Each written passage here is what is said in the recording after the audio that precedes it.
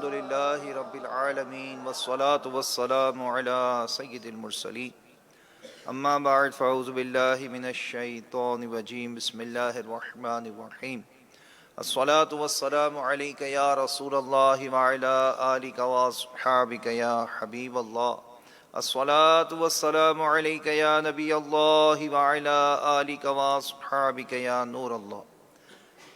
مدنی channel کے ناظرین اور حاضرین، الحمدللہ دعوت اسلامی کے مدنی ماحول میں ہر پیر شریف کا روزہ رکھنے کی ماشاءاللہ عز و جل ترکیب ہوتی ہے اور ترغیب دلائی جاتی ہے، اور ایک بہت بڑی تعداد ہے جو مدنی چینل پر بھی دعائے افطار پروگرام میں شریک ہوتی ہیں. یہاں موجود بھی عاشقان رسول ہوتے ہیں اور ذہن یہی ہوتا ہے کہ پیر شریف کے روزے کی ترغیب دلائی جائے. اور ہر الحمدللہ افطار کے وقت جو بیان ہوتا ہے، اس میں جو ہم کچھ نہ کچھ علم دین سیکھتے ہیں، وہ امیر سنت کی جانب سے جو ہفتہ وار رسالہ ہمیں پڑھنے کے لیے مطالعے کے لیے دیا جاتا ہے، اس میں سے کچھ نہ کچھ الحمدللہ ہم علم دین سیکھنے کی کوشش کرتے ہیں. تو اس بار جو رسالہ ہے اس کا نام ہے چوری ڈکیتی. ابھی سوچ رہے ہوں گے چوری ڈکیتی یہ کیسا رسالہ ہے؟ اب یقین کریں یہ 25 صفحات کا رسالہ ہے. آپ اس رسالے کو پڑھیں گے نا، بہت سارا علم دین انشاءاللہ عز و جل آپ کو حاصل ہوگا. اسی رسالے میں درود پاک کی بڑی زبردست فضیلت بھی ہے، اور یوں سمجھیں کہ ایک زبردست وظیفہ بھی ہے. دونوں چیزیں ساتھ ہیں، وہ سنیں. سعادت الدارین میں ہے کہ ایک بار دربار رسالت صلی اللہ علیہ وآلہ وسلم میں ایک شخص حاضر ہوا اور فقر و فاقہ اور تنگی معاش کی شکایت کی. تو اللہ پاک کے آخری نبی صلی اللہ تعالی علیہ وسلم نے ارشاد فرمایا، جب تم اپنے گھر میں داخل ہوا کرو تو السلام علیکم کہہ لیا کرو، اور اگرچہ گھر میں کوئی بھی نہ ہو اس وقت بھی سلام کہہ لیا کرو، اور مجھ پر سلام کہا کرو. یعنی درود پاک پڑھ لیں، صلاۃ والسلام پڑھ لیں، اور پھر ایک مرتبہ قل هو اللہ احد شریف یہ پڑھ لیا کرو. اس شخص نے ایسا ہی کیا، اللہ پاک نے اس پر رزق کے دروازے کھول دیے، حتیٰ کہ اس کے ہمسایوں اور رشتہ داروں کو بھی اس رزق سے حصہ پہنچا. صلو علی الحبیب صلی اللہ تعالی علی محمد صلی اللہ علیہ وآلہ وسلم. اللہ پاک سورہ بقرہ کی آیت نمبر 188 میں ارشاد فرماتا ہے، بسم اللہ الرحمن الرحیم، وَلَا تَأْكُلُوا أَمْوَالَكُمْ بَيْنَكُمْ بِالْبَاطِلِ، اور آپس میں ایک دوسرے کا مال ناحق نہ کھاؤ. تفسیر خزائن العرفان میں ہے کہ اس آیت میں باطل طور پر کسی کا مال کھانا حرام فرمایا گیا، خواہ لوٹ کر ہو، چھین کر ہو، چوری کر کے ہو، جوئے کے ساتھ ہو، یا حرام تماشوں یا حرام کاموں یا حرام چیزوں کے بدلے یا رشوت یا جھوٹی گواہی سے، یہ سب ممنوع اور حرام ہے. آج غور کیجئے، ظلم و ستم کی آندھیاں چلائی جا رہی ہیں، اسلحے کے زور پر چوری اور ڈکیتی کی جا رہی ہے. اللہ پاک کی خفیہ تدبیر سے ہم سب کو ڈرتے رہنا چاہیے. نہ جانے کس وقت ہماری موت آ جائے اور ہمیں بھی اس دنیا سے جانا پڑ جائے. یہ عارضی خوشی فانی دنیا کی خاطر چوری ڈکیتی کے ذریعے حرام مال جمع کرنے والوں کو خوف خدا سے گھبرا جانا چاہیے.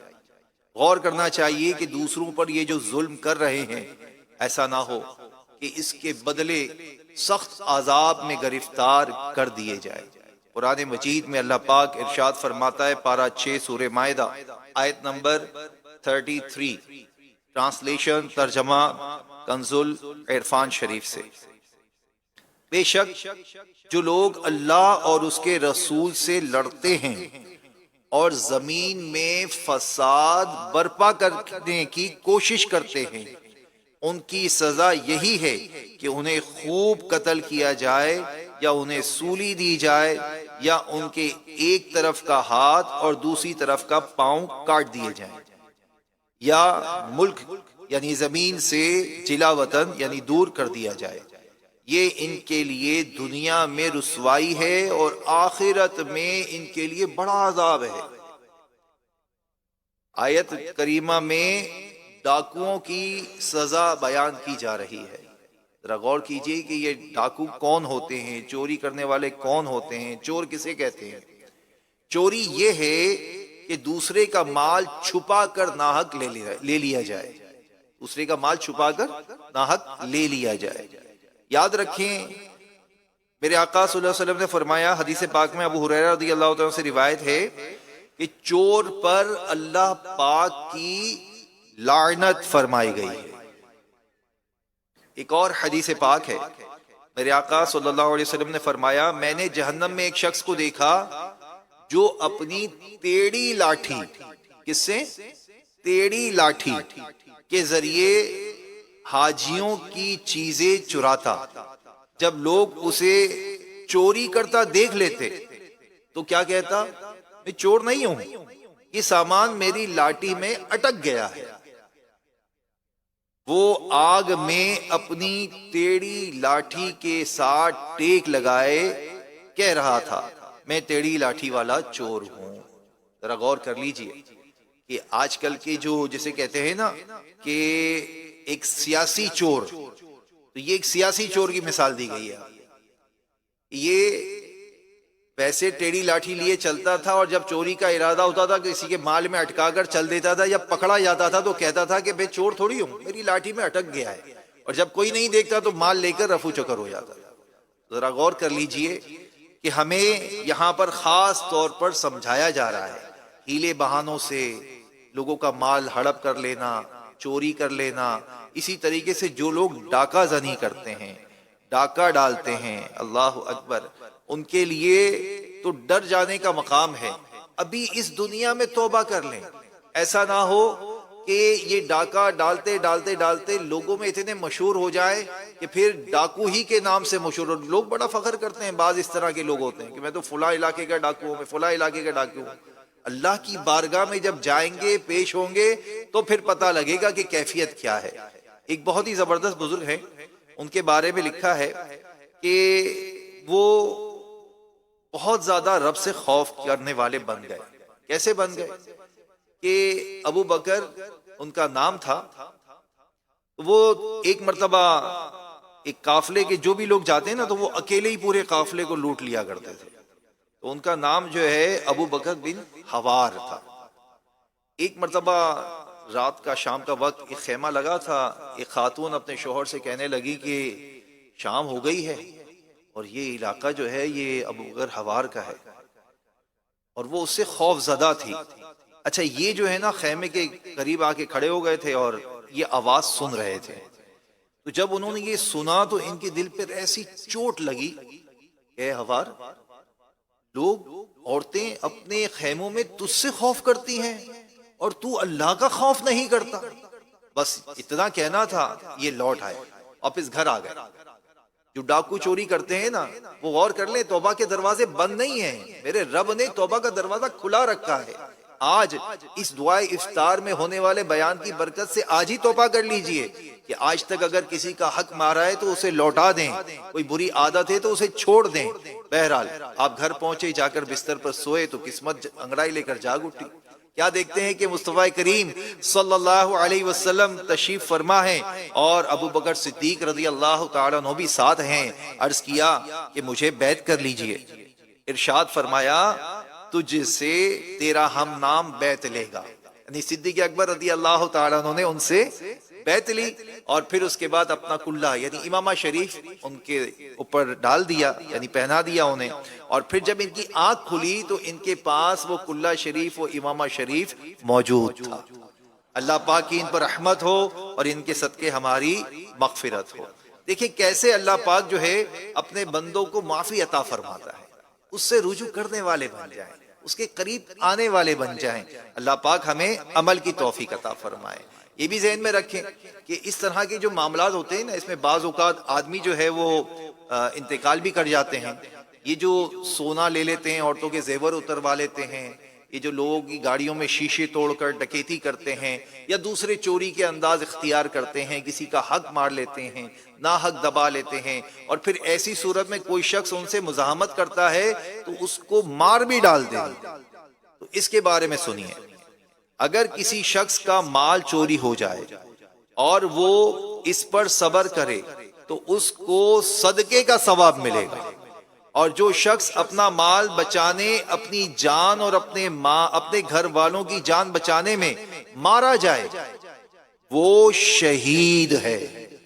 میرے آقا صلی اللہ علیہ وآلہ وسلم نے فرمایا جو اپنا مال بچانے میں مارا جائے وہ شہید، جو اپنی جان بچانے میں مارا جائے وہ شہید، جو اپنا دین بچانے میں مارا جائے وہ شہید، اور جو اپنے گھر والوں کو بچانے میں مارا جائے وہ شہید۔ میرے میٹھے اور پیارے اسلامی بھائیوں، اللہ پاک ہماری حفاظت فرمائے، اور یاد رکھیں کہ اپنی حفاظت کے وظائف پڑھتے رہے۔ جیسے روزی میں برکت کا وظیفہ تو آپ نے ابتدا میں سن لیا، کیا وظیفہ تھا؟ ایک مرتبہ دوہرا لیتے ہیں کہ گھر میں داخل ہوں گے تو کیا کریں گے؟ السلام علیکم ورحمۃ اللہ وبرکاتہ۔ جب گھر میں لوگ موجود ہوں گے، کوئی نہ بھی ہو تو پھر السلام علیکہ ایھا النبی ورحمۃ اللہ وبرکاتہ کہہ لیں، نبی پاک صلی اللہ علیہ وسلم پر سلام عرض کریں، اور پھر ایک مرتبہ قل ھو اللہ احد شریف پڑھ لیں گے تو انشاءاللہ یہ فقر و فاقہ دور ہو جائے گا، جس کے سبب سے لوگ بہانے مناتے ہیں، یار تنگ دستی تھی، فقر و فاقہ تھا، اس لیے چوری میں پڑ گیا، اس لیے ڈکیتی میں پڑ لیا، اس لیے دوسرے کا مال ہڑپ کر لیا، تو یہ عذر کام نہیں آئیں گے۔ وظائف کی طرف آ جائیں۔ پھر جن لوگوں کے ساتھ یہ واقعات ہوتے ہیں ان کے لیے بھی ایک وظیفہ دے دیتا ہوں کہ اگر آپ گھر سے نکل رہے ہیں، بسم اللہ توکلت علی اللہ لا حول ولا قوت الا باللہ العلی العظیم، یہ پڑھ کے نکلیں 10 مرتبہ، یا جلیلو پڑھ کر اپنے اوپر، اپنے مال و اسباب کے اوپر دم کر لیا کریں۔ انشاءاللہ چوری سے اور اس طرح کے معاملات سے اللہ پاک ہماری حفاظت فرمائے گا۔ اور یاد رکھیں کہ جو شخص ڈاکوؤں سے، ان معاملات سے اپنے آپ کو بچا کر، اور پھر خاص طور پہ ڈاکو اور چور جو ہے نا، ان سے مخاطب ہو کر یہ بیان کیا جاتا ہے کہ حلال روزی کمانے کی طرف آئیں۔ دیکھیں جو اللہ پاک نے آپ کے نصیب میں لکھا ہے وہ آپ کو ملنا ہے، طریقہ آپ نے اختیار کرنا ہے۔ آپ حلال طریقے سے وہ مال لیتے ہیں، حاصل کرتے ہیں، یا اسے حرام طریقے سے حاصل کرتے ہیں۔ حلال طریقے سے حاصل کریں گے تو اس کا نفع اٹھائیں گے۔